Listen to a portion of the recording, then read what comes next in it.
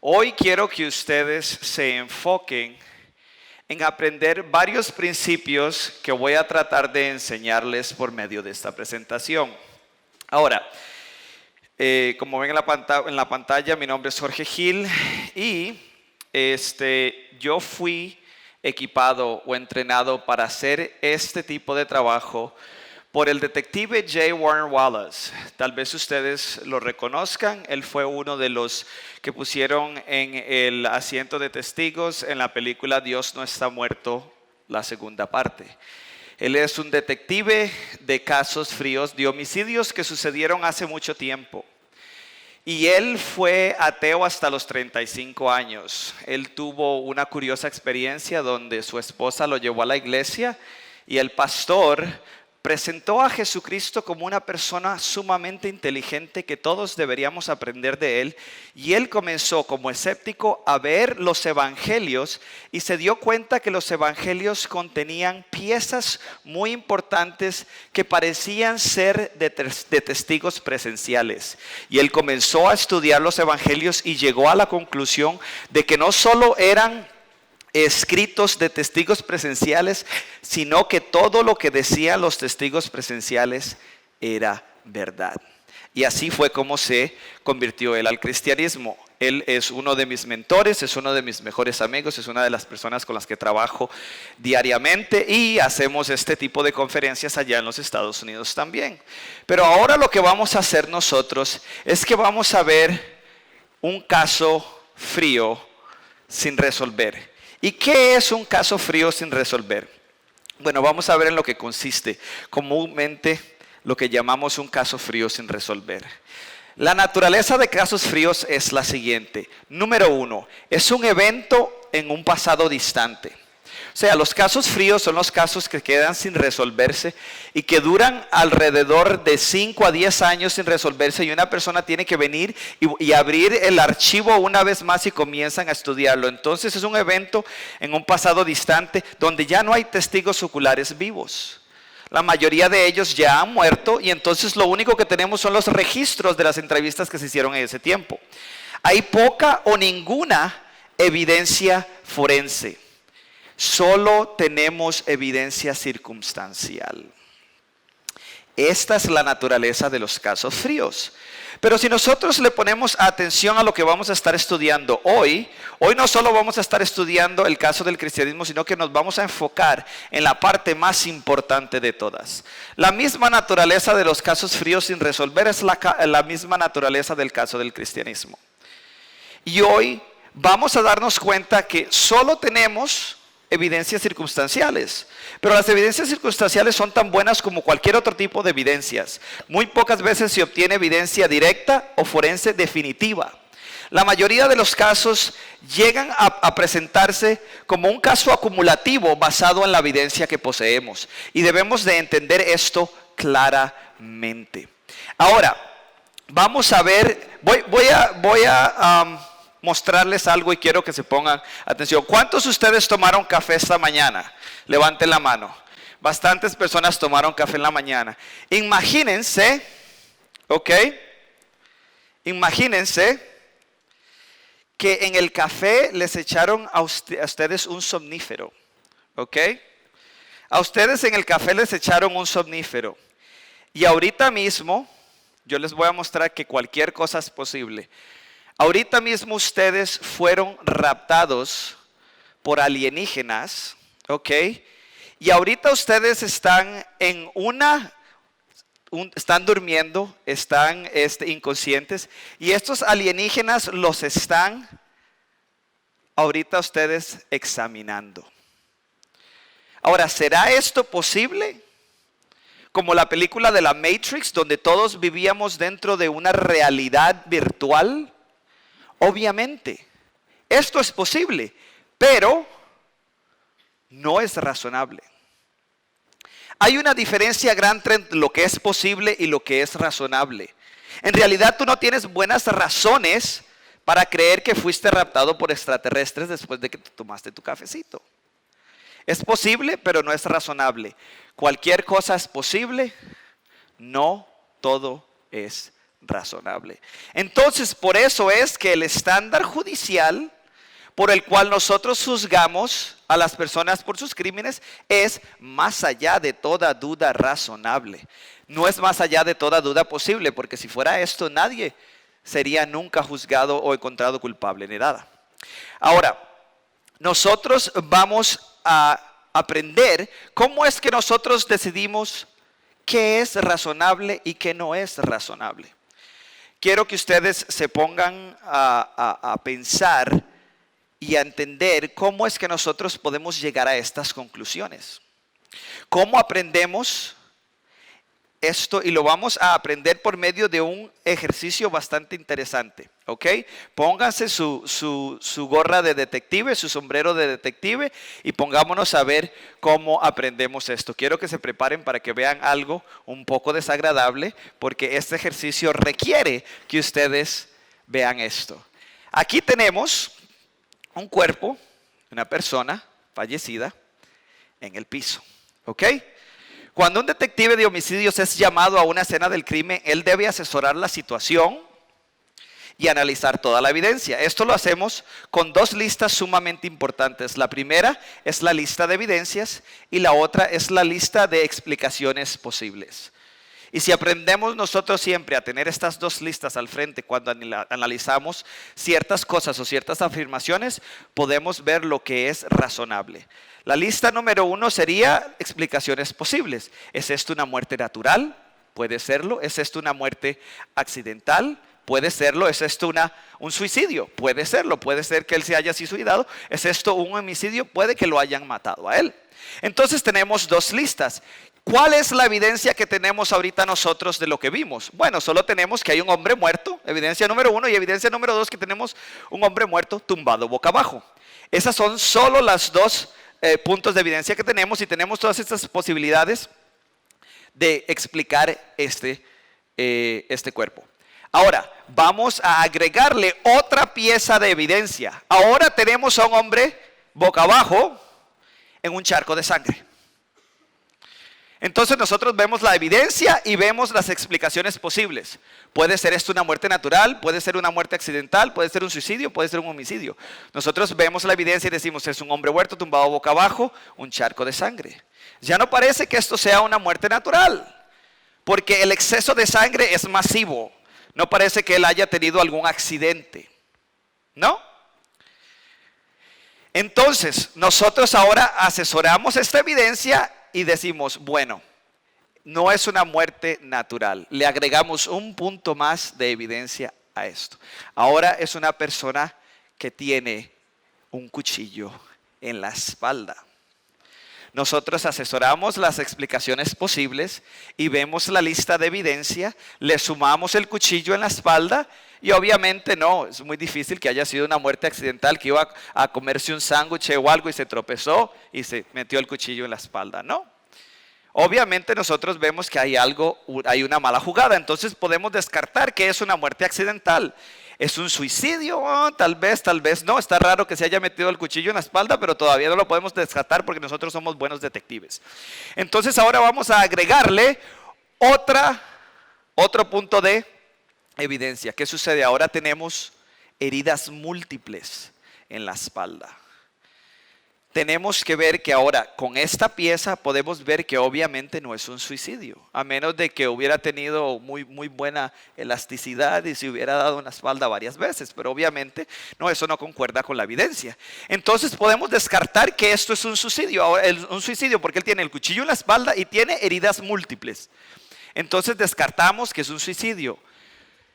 Una pieza más de evidencia y nos daremos cuenta que nosotros como detectives de homicidios tenemos que quedarnos y estudiar este caso a profundidad. Ahora tenemos huellas ensangrentadas. Tenemos las explicaciones posibles que solo nos queda el homicidio y tenemos toda esta lista de evidencias más las huellas ensangrentadas. Entonces, bingo, es un homicidio. Ahora nosotros tenemos que quedarnos a estudiar este caso.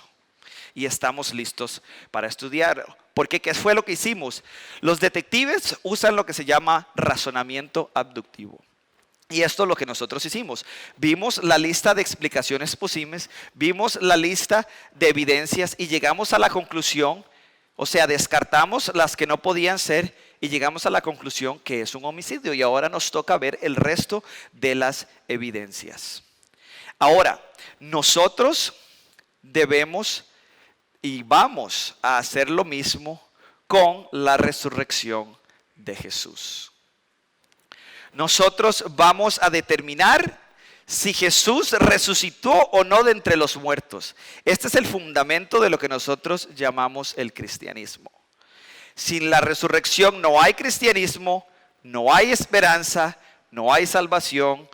Nuestra fe nunca hubiera existido, ni mucho menos el Nuevo Testamento. Es más, Pablo lo tenía claro. Pablo dijo, si Cristo no ha resucitado, nuestra predicación no sirve para nada, como tampoco la fe de ustedes. Aún más resultaríamos falsos testigos de Dios por haber testificado que Dios resucitó a Cristo.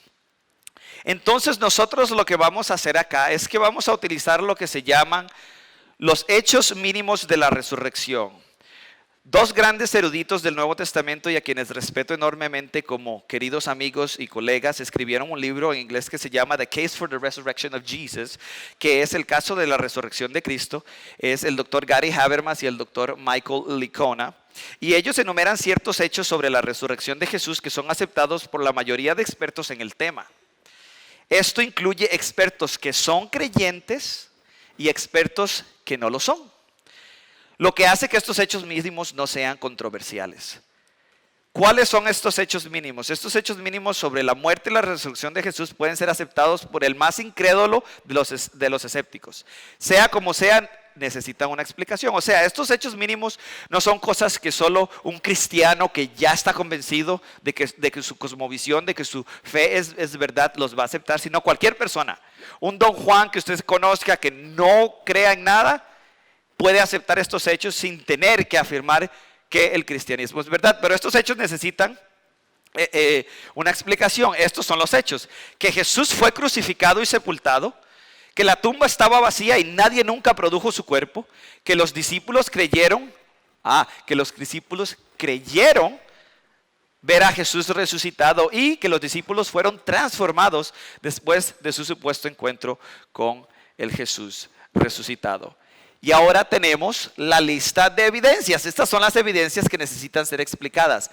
Ahora, del otro lado, vamos a tener una lista de explicaciones posibles, que van a ser las siguientes: que ellos estaban equivocados, o sea, que Jesús no murió en la cruz; que ellos estaban mintiendo, o sea, que ellos lo inventaron todo; que simplemente se lo imaginaron, o sea, que estaban alucinando; también que un impostor logró convencerlos de que Jesús estaba vivo, o sea, que fueron engañados; que fueron convencidos por un par de discípulos que tuvieron visiones y entonces ellos influenciaron, ¿no?, al resto de los discípulos; o que ellos tuvieron observaciones distorsionadas, que conforme al paso del tiempo la leyenda de Jesús como Dios se formó. Y la última, obviamente, que fueron precisos, que los discípulos correctamente describieron lo que presenciaron. Y ahora vamos a comenzar con la primera, que es que Jesús no murió. Veamos qué es lo que dice esta teoría. Esta es lo que se llama la teoría del desmayo, que Jesús se desmayó y que lo pusieron en la tumba y después salió a los 3 días y estaba vivito. O sea, como dice la canción, no estaba muerto, andaba de parranda. Okay, esa es la idea detrás de esta teoría del desmayo. Y lo que vamos a ver desde el principio es que la Biblia esconde 2 piezas de evidencia científica fascinantes, ocultas dentro del texto mismo. Nosotros leemos en Lucas 22, 41 al 44. Entonces se separó de ellos a una buena distancia, se arrodilló y empezó a orar: Padre, si quieres, no me hagas beber este trago amargo, pero no se cumpla mi voluntad sino la tuya. Entonces se le apareció un ángel del cielo para fortalecerlo, pero como estaba angustiado, se puso a orar con más fervor y su sudor era como gotas de sangre que caían en la tierra. Ahora, si le ponemos un poco de atención, Lucas incluye un detalle bastante confuso: sudor como gotas de sangre. ¿Cuántos de ustedes aquí han visto a la gente sudar sangre? Yo nunca he visto a nadie sudar sangre. Y yo creo que eso es algo bueno. Entonces, ¿por qué incluiría Lucas un detalle tan extraño? Es más, es tan extraño que los padres de la iglesia primitiva o los primeros líderes de la iglesia estaban tan confundidos que ellos decían, ¿qué es esto? ¿Es esto una poesía? Es más, habían personas como Justino Mártir que escribieron comentarios sobre estos textos y a este texto le pasaron por encima porque no sabían qué hacer con él. Ahora, ellos no sabían por qué había sucedido esto. Le atribuían un carácter milagroso, etcétera, etcétera, pero no sabían qué hacer con esto. Pero ahora nosotros sabemos que existe una condición médica que se llama hematidrosis psicogénica. Y en base a la investigación que nosotros tenemos, ha sido documentado que del 60 al 70% de casos que se dan en prisioneros que han sido condenados a muertes antes de ser ejecutados. ¿Y qué es lo que hace que las personas comiencen a sudar sangre? Un alto nivel de estrés. ¿Por qué Lucas va a incluir esto? El único motivo es porque es verdad. Porque él es un testigo presencial de lo que se dio. Es la única explicación. Cualquier otra explicación no va a tener sentido. Es bastante fascinante, ¿no lo creen? Que encontremos este pedazo de evidencia científica dentro del texto bíblico de una manera tan acertada. Ahora, vamos a ver otra. ¿Les gustaría ver otra como esta? Vamos a ver una un poquito más profunda. Y lo que vamos a hacer es que vamos a pasar por el periodo de sucesos antes de morir Cristo en la cruz, lo que comúnmente le llamamos la pasión de Cristo, ¿no? Y ahí vamos a ver otra pieza de evidencia científica en el texto. Primero vamos a ver, y no vamos a leer todos los textos, pero en Juan nosotros vemos que comienzan a pegarle a nuestro Señor. Primero le dan una bofetada. Y acordémonos que este periodo no fue un periodo de 2 o 3 horas, fue un periodo largo, como de mediodía hasta que lo crucificaron. Y mientras ellos tenían a Cristo preso y lo juzgaban para mandarlo a la cruz, a ser crucificado en la cruz, lo abusaron de una manera física terrible. Comenzaron a darle bofetadas. Luego en Marcos 14:65 vemos nosotros que algunos comenzaron a escupirle, le vendaron los ojos y le daban puñetazos. Luego, le dijeron profetiza y los guardias le daban bofetadas. Seguían agrediéndolo una y otra y otra y otra vez. En Mateo nosotros podemos leer, donde dice, entonces le soltó a Barrabás, Pilato, pero a Jesús lo mandó a azotar y lo entregó para que lo crucificaran. Es más, ustedes saben que Pilato no quería tener nada que ver con Jesús. Hay opiniones que dicen que Pilato lo mandó a azotar para dejarlo medio muerto para ver si las personas que querían ver a Jesús crucificado, meramente los líderes del Sanedrín, lo iban a soltar, pero no. Es más, a Jesús le dieron azotes con este tipo de látigo. Es un látigo que tiene piedritas o tiene pedacitos de hueso al final, donde cada vez que le daban a Jesús le arrancaban un pedazo de carne. Entonces nosotros vemos que el abuso de Jesús comenzó desde el principio, desde que lo arrestaron, desde su arresto. Luego nosotros seguimos en Mateo y vemos donde le trenzaron una corona de espinas. Y con la caña le golpearon la cabeza. Entonces Jesús le seguían golpeando una y otra y otra y otra y otra y otra y otra y otra vez. Es más, si tú miras la película de la Pasión de Cristo, vas a ver una representación fiel de lo que pasó Jesús. Tal vez fue hasta peor. Es más, yo he pasado por cosas duras en mi vida y he visto cosas muy difíciles, pero esa película solo la he visto una vez. Solo una vez la he visto. Ahora nosotros vemos que cuando él llevaba la cruz, y esto era costumbre, los condenados a crucifixión cargaban su propia cruz sin mucha dificultad, pero a Jesús estaba tan débil de la golpiza tan terrible que le habían dado ya, que no pudo aguantar la cruz. Por eso tuvieron que dársela a este hombre, Simón, para que le ayudara. ¿Por qué? Porque Jesús había recibido una paliza desde que lo arrestaron. Luego lo crucificaron, ¿ok? Y repartieron su ropa echando suertes. Usualmente cuando nosotros vemos pinturas de Jesús, lo vemos así como esa pintura que vimos ahí, que Él se ve sin manchas, se ve con poquita sangre, tal vez un poquito de sangre aquí, un poquito de sangre aquí, pero Jesús en realidad no se miraba así. Jesús se miraba más como esta foto que está a punto de aparecer. Él se miraba así cuando lo crucificaron. Así era realmente como Él se veía. Es más, si ustedes alguna vez han visto una pelea real, en las películas de Hollywood nosotros vemos que los que pelean se dan uno y un puñetazo y otro y duran 10 minutos, 15 minutos peleando. Esto es fantasía. Si tú vas a ver una pelea real, llega uno, el otro se enoja, pum, un puñetazo en la cabeza y knockout. Hasta ahí llegó. La paliza que recibió Jesús fue por un tiempo extendido donde Él en realidad había sufrido un abuso tan tremendo que Él estaba ya a punto o cerca de la muerte, ¿no?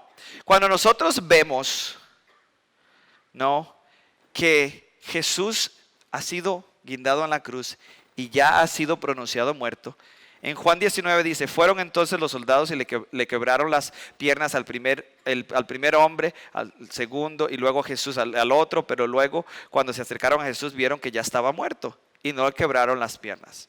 A mí me han preguntado varias veces, pero ¿no es cierto que a las personas crucificadas a veces duraban 2, 3, 4 días en morir? Sí, esa era la idea, una tortura, pero Jesús estaba ya tan deteriorado que lo que duró fue menos de 6 horas en morir. Y al final dice, no le quebraron las piernas, sino que uno de los soldados le abrió el costado con una lanza y al instante le brotó sangre y agua. Sangre y agua. Los mismos padres de la iglesia no entendían de qué se trataba este asunto del agua. Muchos pensaron que era una metáfora sobre el bautismo de Jesús o la regeneración por medio del agua o testimonio del Espíritu Santo, pero no sabían. No sabían por qué Juan agregó sangre y agua, a menos que haya sido un testigo presencial.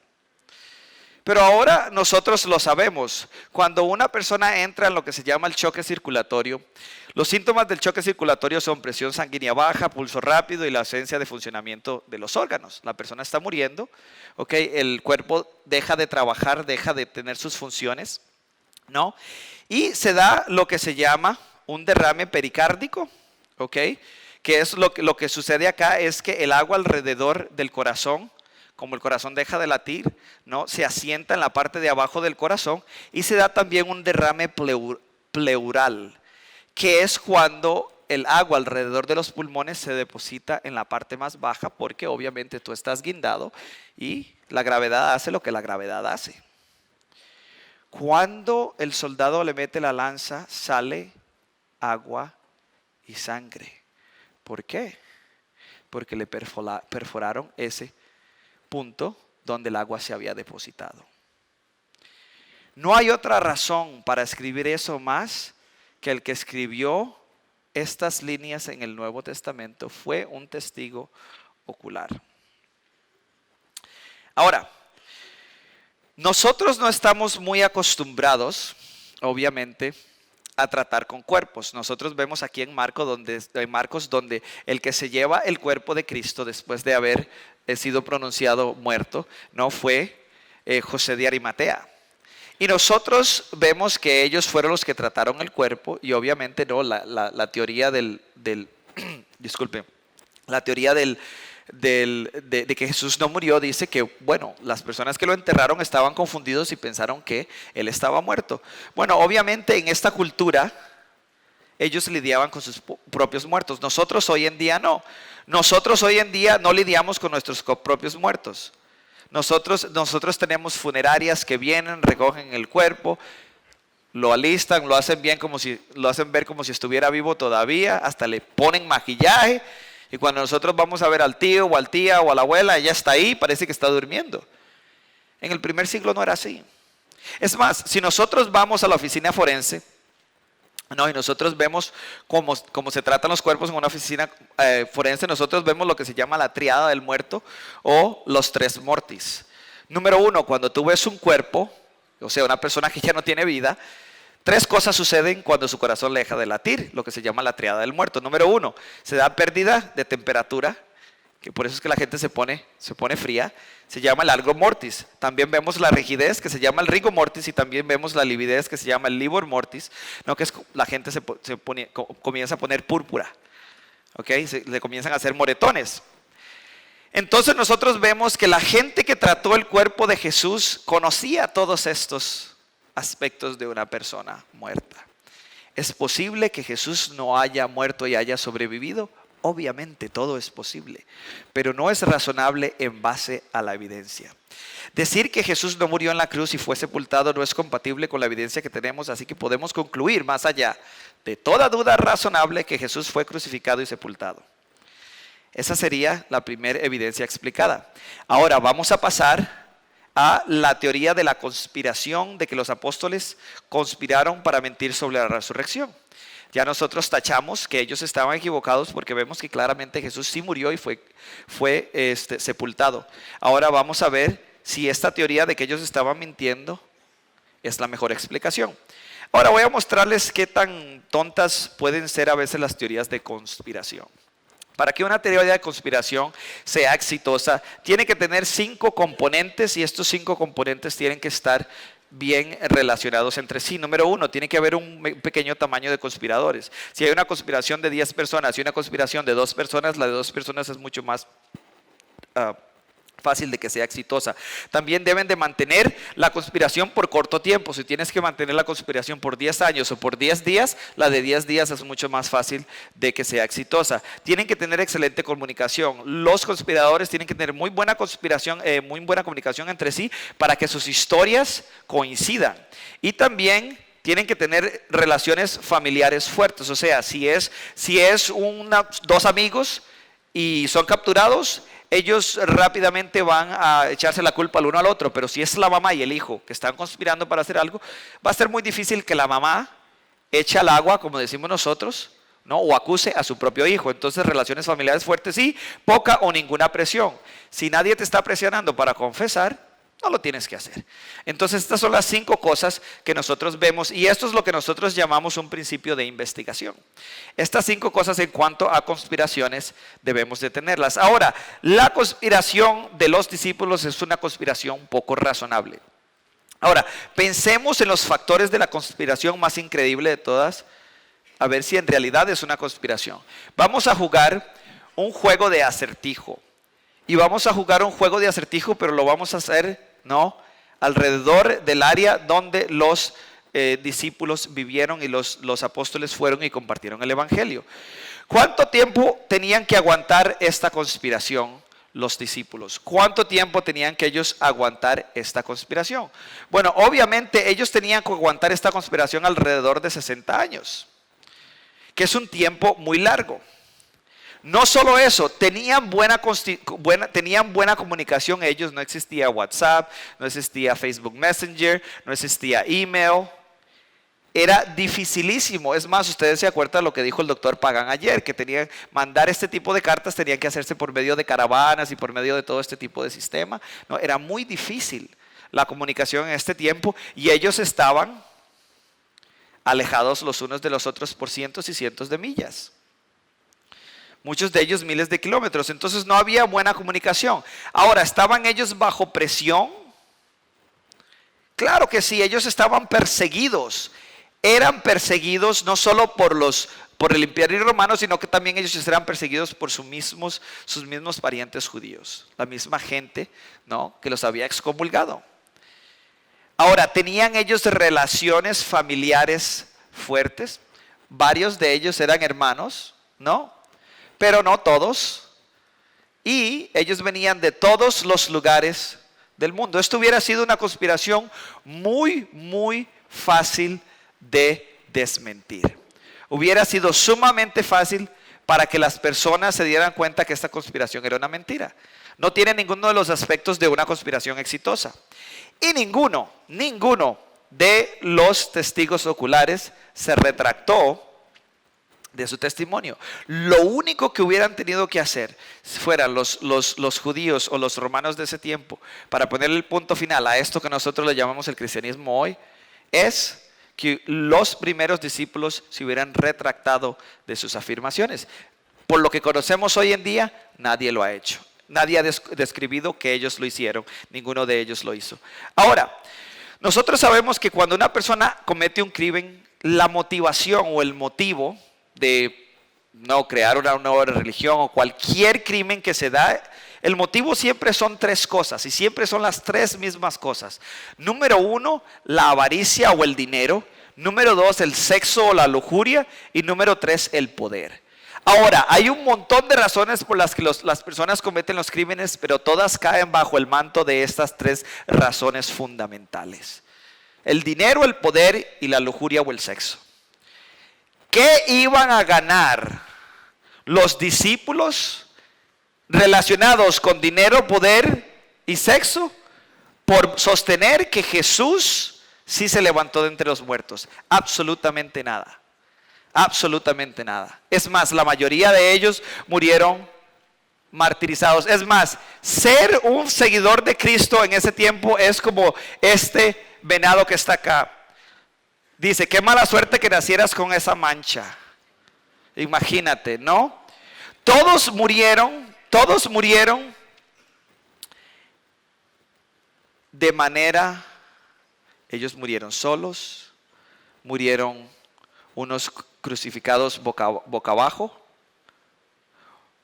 solos, sin dinero, sin familia, excomulgados. Ninguno se benefició de esto, por lo menos desde el concepto de beneficio que tenemos nosotros del mundo. Si tú quisieras acabar con el cristianismo, hubieras hecho que estos individuos se retractaran. Ninguno tuvo dinero, solos, y fueron perseguidos por sus creencias. Es más, nosotros vemos también que cuando leemos en Mateo dice, y así que las mujeres se alejaron a toda prisa del sepulcro asustadas, pero muy alegres, y corrieron a dar la noticia a los discípulos. Las mujeres fueron los primeros testigos. Si yo voy a escribir una serie de documentos para inventarme una religión nueva, lo último que voy a hacer yo es que voy a escoger a las mujeres para que sean los primeros testigos presenciales de la resurrección de Jesús. ¿Por qué? Porque el testimonio de las mujeres no estaba al mismo nivel de los hombres y usualmente no era ni valioso ni válido. Tenía que haber un grupo lo suficientemente grande de mujeres para que se tomara en cuenta. Usualmente uno se inventa cosas para quedar bien. Uno no se inventa cosas para quedar mal. ¿Cuántos de ustedes aquí han mentido para quedar bien? ¿Cuántos? Y los que no están con la mano arriba están mintiendo para quedar bien. ¿Por qué vamos a inventar esto a menos de que fuera verdad? Es posible de que los testigos, de que los discípulos inventaron el cristianismo. Es posible, pero no es razonable porque no explica la evidencia que tenemos enfrente de nosotros. Acordémonos que todo es posible, pero no todo es razonable. Los discípulos fueron transformados después de su supuesto encuentro con Jesucristo, lo que nos lleva a pensar que no fue que ellos lo inventaron, sino que ellos en realidad tuvieron experiencias con el Cristo resucitado. Ahora, vamos a ver la siguiente. Ya sabemos que ellos no estaban mintiendo. Ahora vamos a ver si las historias de los discípulos son leyendas que surgieron posteriormente, que sería, ¿no?, la teoría de la leyenda tardía. Ahora nosotros vamos a ver si ellos en realidad agarraron un cuento y lo convirtieron en leyenda, y cientos de años después el cristianismo vino a ser lo que es hoy, y nosotros estamos nada más adorando a un Dios que en realidad, o a una persona que en realidad nunca afirmó ser Dios. Veamos la historia. El ministerio de Jesús se dio alrededor del año 30 al año 33 después de, obviamente, Cristo, Anno Domini. Okay. Algunos afirmaron que el cristianismo fue inventado por el emperador romano Constantino en el concilio de Nicea. ¿Cuántos de ustedes han escuchado eso o han visto eso en la internet? Muchos de ustedes, especialmente los jóvenes, la mayoría de los jóvenes, sean Gen Z o Millennials, van a subir la mano porque ese es el tipo de cosas que nosotros leemos en la internet. Entonces nosotros vemos, que si los evangelios fueron escritos cerca de los concilios eclesiásticos, entonces puede haber que hay un montón, hay como 300 años para inventar cosas. Pero ¿qué tal si estos evangelios nosotros tenemos evidencia de que fueron escritos cerca de los sucesos? ¿Y qué es lo que nosotros podemos ver? Nosotros podemos ver que, por ejemplo, el templo de Jerusalén es algo muy conocido históricamente y ninguno de los escritores del Nuevo Testamento registró este evento. ¿Por qué han ellos de omitir un evento tan importante como la destrucción del templo? ¿Por qué se lo pasan por alto? Es más, personas como Josefo, el historiador judío que trabajaba para los romanos, lo escribió. También vemos la toma del templo de Jerusalén, la toma de Jerusalén en el 69, nadie lo menciona. ¿Qué es que nadie se dio cuenta de esto? También tenemos, la muerte de Pablo. Se escribe sobre Pablo una gran cantidad de la porción del Nuevo Testamento y nadie menciona su muerte. ¿Por qué han de omitir esto? Y también sabemos que el martirio de Santiago, que era el hermano de nuestro Señor, lo tenemos bien registrado, pero nadie lo registra en los documentos del Nuevo Testamento. ¿Por qué no? ¿Qué es lo que nosotros podemos deducir de esto? Que el Nuevo Testamento es escrito cerca de cuando los sucesos se dieron. Nosotros sabemos que Lucas, la mayoría de la erudición sabe y pone que Lucas escribió alrededor del año 60. Más o menos, por lo menos él escribió el libro de los Hechos. Pero nosotros sabemos que Lucas escribió otro libro antes del libro de los Hechos. ¿Cuál libro escribió Lucas antes del libro de los Hechos? El Evangelio de Lucas. Entonces nosotros podemos poner que el Evangelio de Lucas se escribió alrededor del año 53. Si el Evangelio de Lucas se escribió alrededor del año 53, nosotros podemos, basados en la evidencia, ver que otros documentos le precedían. Nosotros vemos, aquí vemos en Hechos 1:1, donde dice: estimado Teófilo, en mi primer libro me refería a todo lo que Jesús comenzó a hacer y a enseñar hasta el día que fue llevado al cielo, luego de darles instrucciones por medio del Espíritu Santo a los apóstoles.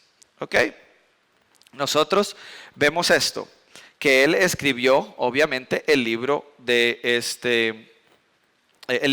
Evangelio de Lucas, y después escribió los Hechos.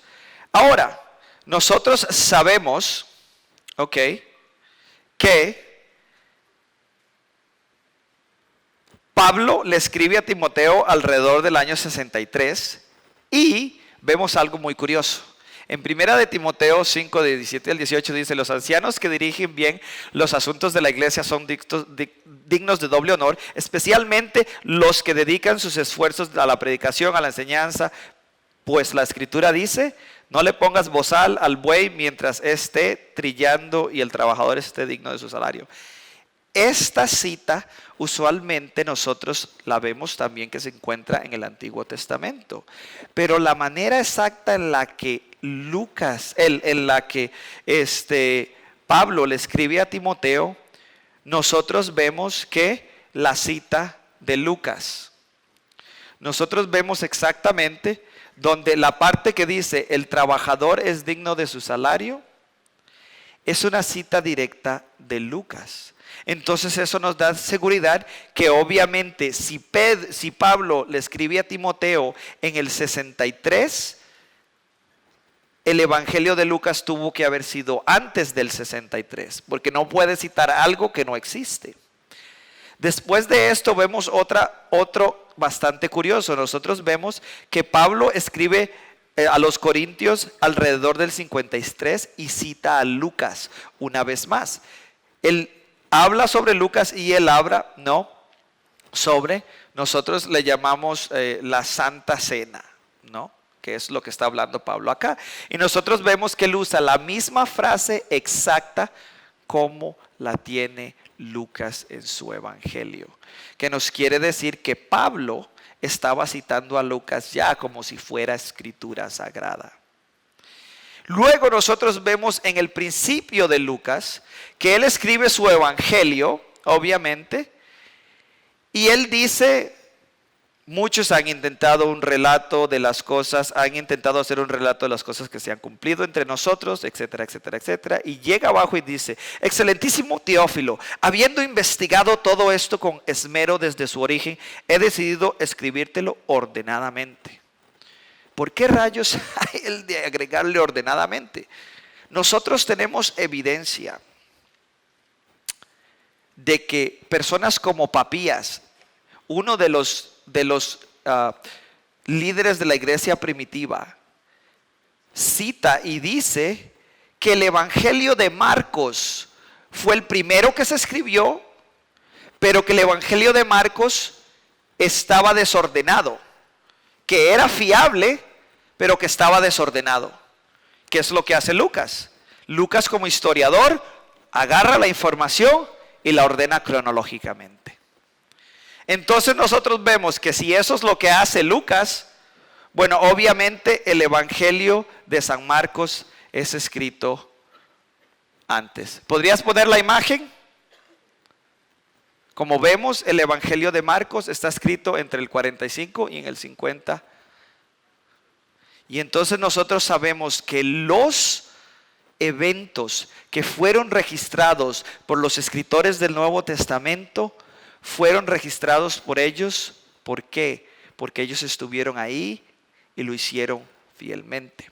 Ahora, esto no nos da la seguridad de saber si lo que nosotros tenemos hoy es lo que llegó a los concilios, donde se agrupó, donde se comenzó a producir de una manera más consistente y se comenzaron a hacer más copias. Es lo que escribieron los discípulos, lo que nosotros recibimos y lo que nosotros tenemos en nuestras manos el día de hoy, lo que nosotros le llamamos la Biblia. Nosotros, como somos detectives, debemos de entender otro principio investigativo, que es lo que se llama la cadena de custodia. Cuando se recoge evidencia en la escena del crimen, los detectives utilizan lo que se llama la cadena de custodia. Si hay un casquillo de bala, este casquillo de bala tiene que llegar exactamente, el mismo casquillo de bala, al tribunal o al juicio. Nosotros podemos hacer lo mismo con los evangelios. Eso es lo que vamos a ver. Imaginémonos que llega un detective mentiroso y planta evidencia. Llega una persona, un criminalista que no tiene sospecha de la plantación de esta evidencia, y llega al tribunal y la persona sale libre o es culpada porque hay una evidencia ficticia. ¿Es eso lo que nosotros tenemos? ¿Nosotros tenemos evidencia ficticia de que Jesús resucitó entre los muertos? ¿O es en realidad lo que nosotros tenemos fueron recuentos oculares de lo que en realidad sucedió?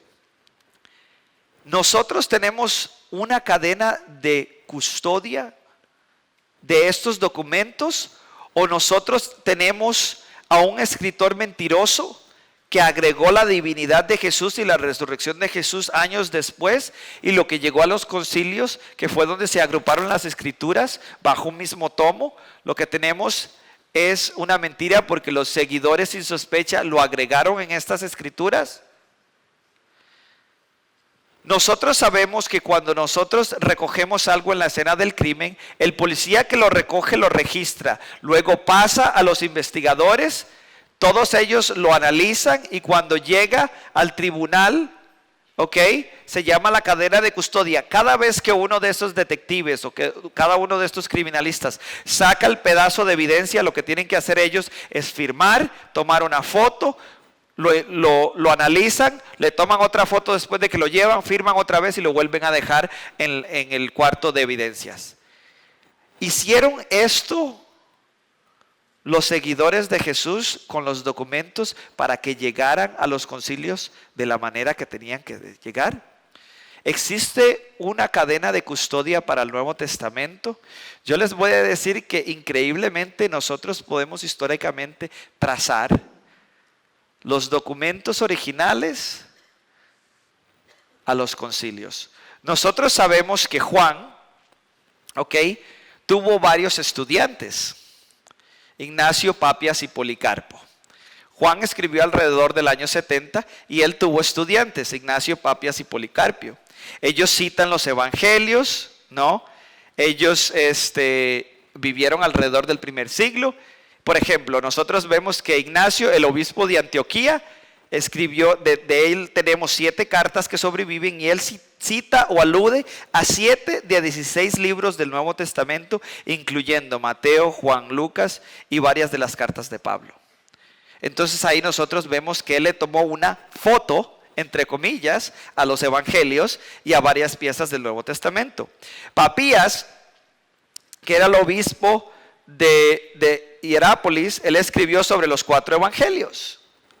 Y Policarpo, tenemos una carta de él que sobrevive, donde él cita o alude a 14 o 16 de los libros del Nuevo Testamento, incluyendo Mateo, Lucas, Juan, Hechos, Romanos, Primera de Corintios, Galatas, Efesios, Filipenses, Tesalonicenses 1, Tesalonicenses 2, Primera de Timoteo, Pedro y Juan.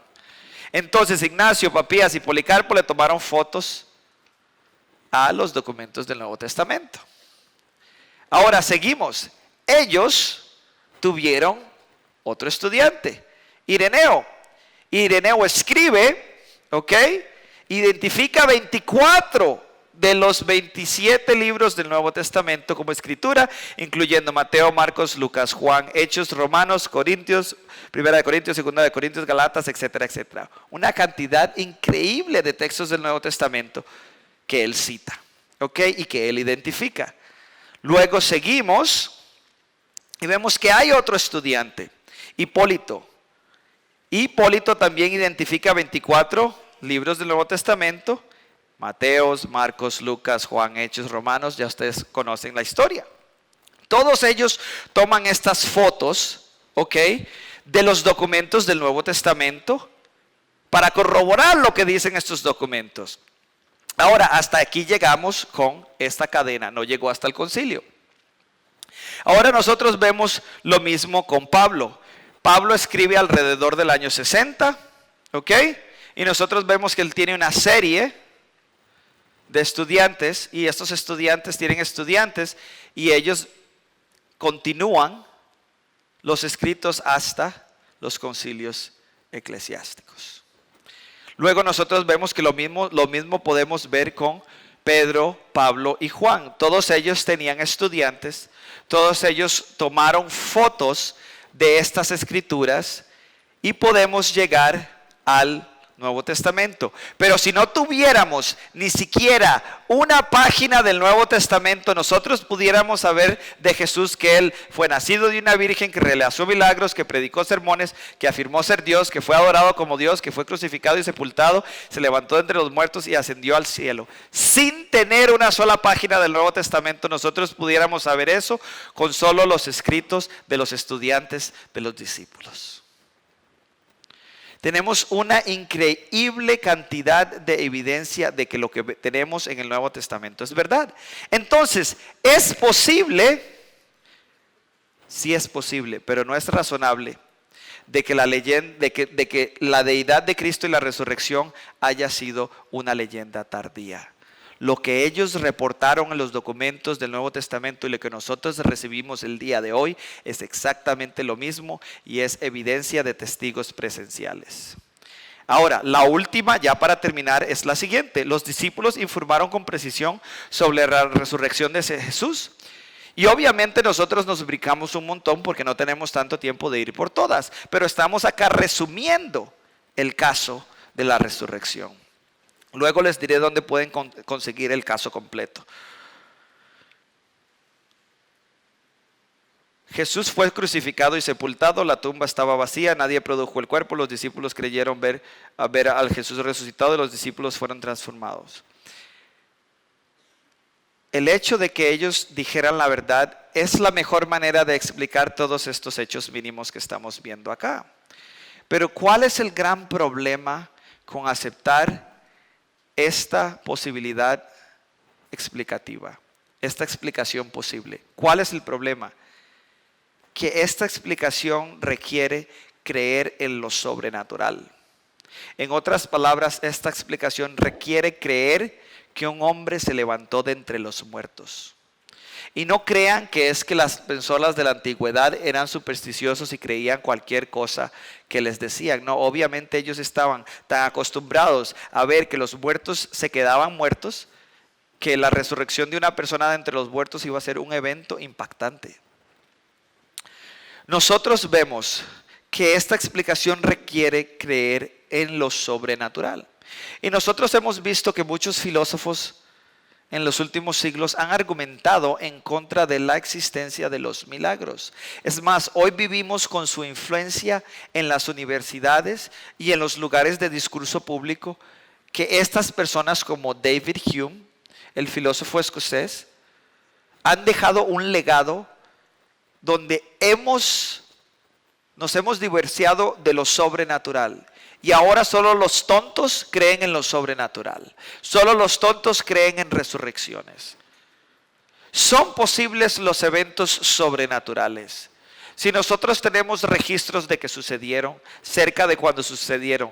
Si nosotros sabemos que estos registros son citados por otras personas y son fiables. Si nosotros sabemos que han sido verificados empíricamente por medio de la arqueología, la historia, etcétera, etcétera, que fueron descritos de la manera correcta, que fueron transmitidos correctamente, etcétera, etcétera. Si comienzas con que lo sobrenatural es imposible, vas a terminar creyendo que lo sobrenatural es imposible. ¿Ok? Tienes el sesgo de creer que lo sobrenatural no es posible, y esto es lo que la mayoría de las personas hacen. Comienzan creyendo que los milagros no son posibles y terminan concluyendo que los milagros no son posibles. Esto es lo que se llama razonamiento circular. Por eso es que para muchos de nosotros hoy en día en las universidades, cuando nosotros vamos a argumentar que la Biblia es verdadera, porque la Biblia nos los dice, nos van a acusar que nosotros estamos cometiendo razonamiento circular, y tienen razón. Por eso es que nosotros tenemos que entender todas estas cosas para poder anclar nuestra creencia y poder compartir nuestra creencia y la verdad del cristianismo con otras personas y que no nos acusen de pensamiento circular. Es más, esta cita me encanta y él dice lo siguiente. Este es el ex juez de la Corte Suprema de Justicia que ya murió, el doctor Antonin Scalia, y él dice: los sabios de este mundo no creen en la resurrección de los muertos. Es realmente bastante absurdo para ellos. Así que todo, desde la mañana de Pascua hasta la ascensión, tuvo que ser inventado por los fanáticos que se dejaron arrastrar como parte de su plan para convertirse en mártires. El sabio no investiga tal tontería, ellos no creen. Una cosa es la creencia general en Dios, otra muy distinta es abrazar los milagros del nacimiento virginal de Cristo, su resurrección de entre los muertos y su propia resurrección de la muerte. Sin embargo, es irracional rechazar los milagros a priori, o sea, desde antes. Uno puede ser sofisticado y creer en Dios. La razón y el intelecto no deben dejarse de lado cuando se trata de cuestiones de religión. Lo que es irracional es rechazar la posibilidad de milagros y la resurrección de Cristo, que es precisamente lo que hacen los sabios de este mundo. Y este es el ex juez de la Corte Suprema de Justicia de los Estados Unidos, Antonin Scalia. Entonces, si nosotros llegamos al final, tenemos solo dos caminos, ¿ok? Sea se levantó de entre los muertos o no se levantó de entre los muertos. Sea que las teorías, ¿ok? Naturalistas nos dan la mejor explicación, o que los discípulos en realidad dijeron la verdad y reportaron la verdad sobre la resurrección de Jesús. Solo hay dos posibilidades, una naturalista y la otra sobrenatural. ¿Qué le sucedió a Jesús? ¿Resucitó Jesús de entre los muertos o no resucitó Jesús de entre los muertos? Esos son los únicos dos caminos que nos quedan, son los dos únicos caminos que tenemos. ¿Me podrías poner la imagen, por favor? Solo tenemos esos dos caminos. Ahora, las explicaciones nos dicen lo siguiente. El único obstáculo que nosotros tenemos para llegar a la conclusión de que Él sí resucitó de entre los muertos, es el obstáculo de que lo sobrenatural es imposible. Y los obstáculos que tenemos de las explicaciones naturalistas son todos estos: que estaban equivocados, que estaban mintiendo, que estaban alucinando, que fueron engañados, y etcétera, etcétera. Ahora, nosotros hemos visto que todos estos obstáculos naturalistas se quedan ahí, no explican la evidencia adecuadamente. El obstáculo que nosotros tenemos para llegar a la conclusión de que Jesús sí resucitó de entre los muertos, ¿quién lo puso ahí? Yo lo puse ahí, porque yo decidí no creer en lo sobrenatural, pero toda la evidencia nos lleva a creer que este fue el caso. Es la mejor explicación. Si nosotros somos detectives honestos, tenemos que llegar a la conclusión de que sí se levantó de entre los muertos, porque toda la evidencia nos dice eso. Entonces nosotros quitamos el obstáculo. ¿Me pasas la pantalla, por favor? Quitamos el obstáculo y nos damos cuenta que ese es el único camino a seguir.